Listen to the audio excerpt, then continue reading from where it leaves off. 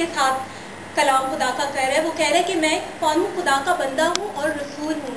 اگر آپ English Bible میں دیکھیں تو پطرس کہتا ہے کہ I am the slave in God, میں خدا کا غلام ہوں اور کیا ہوں؟ رسول ہوں. اگر آپ غلاموں کے بارے میں اگر آپ کو پتا ہو تو کیا وہ بہت اعلیٰ ذات ہیں، بہت زیادہ اتھارٹی رکھتے ہیں؟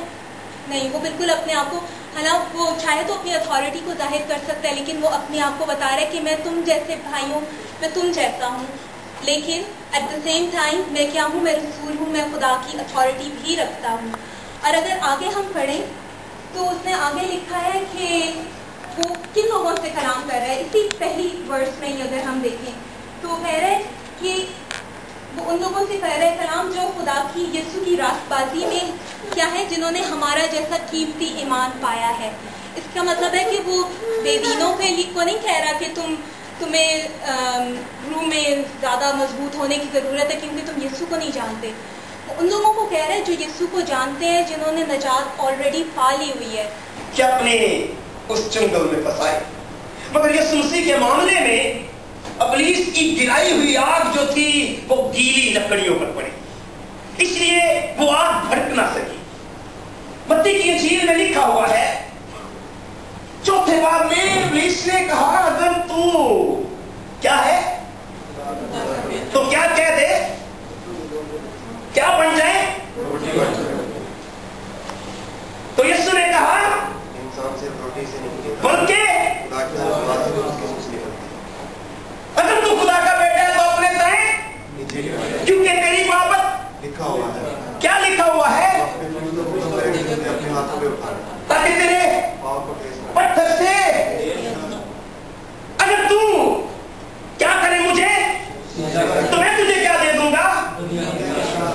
مگر یسوع کے معاملے میں ابلیس کی گرائی ہوئی آگ گیلی لکڑیوں پر پڑی، آگ بھڑکا نہ سکی. بابا آدم اور اماں ہوا کے معاملے میں ایسا ہوا، اس نے انہیں چکما دیا، انہیں اپنے چنگل میں پھنسایا اور اس طرح دنیا میں موت آئی. تو اتنا آگے والوں کو شور کا پتہ نہیں چلا کہ برات آ رہی ہے، برات ختم ہو گئی، کھانا کھا لیا اور باجے پیچھے پو پو پو کرتے آ رہے ہیں. تو لوگوں کو پھر پتہ چلا کہ برات آ رہی ہے، برات تو پہلے ہی آ گئی تھی. ایسا کوئی ہو جاتا ہے آگے پیچھے. لیکن خداوند کا کلام کہتا ہے خداوند کے دن کا شور سنو.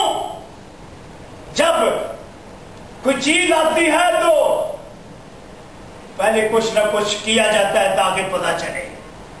دامنگیر ہیں بے سوائے اس اچھے حصے کے، ہم نے بے شمار فکریں پال رکھی ہیں. ہم ان فکروں کی دوڑ دھوپ میں اتنے مگن ہو گئے ہیں کہ کئی دفعہ ہم اپنے اولاد کی خدمت کرتے کرتے گھبرا جاتے ہیں، کئی دفعہ ہم اپنے عزیزوں کی خدمت کرتے کرتے گھبرا جاتے ہیں، کئی دفعہ بوڑھے ماں باپ کی خدمت کرتے کرتے گھبرا جاتے ہیں، کئی دفعہ بیوی بچوں کو پالتے پالتے پوستے گھبرا جاتے ہیں. اس کے لیے اس کا جہان دیتا مشیر تھا، خدا اس کے لیے اس کا ناصح تھا، نصیحت کرنے والا تھا، خدا اس کے لیے اس کا معلم تھا.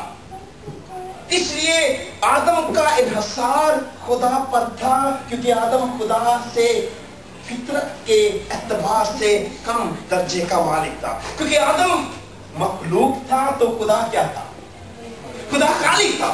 اس کا رشتہ خدا کے ساتھ خدا کے متحد رہنے کا رشتہ تھا. پھر دوسری بات اس مقدس آیات میں یہ بھی ہے کہ آدم کو پیدا کیا گیا، پھر اس کے لیے ایک ناری کو پیدا کیا گیا. اب خدا نے آدم کا جو وجود بنایا، مکاشفہ کی کتاب 2 رہنماؤں کے بارے میں بات کرتی ہے. مکاشفہ کی کتاب آج شام مجھے اور آپ کو 2 رہنما دیتی ہے. مکاشفہ کی کتاب 14واں باب اس کی 4تھی آیت ایک رہنما کی بات کرتی ہے. پڑھیے ذرا کون سا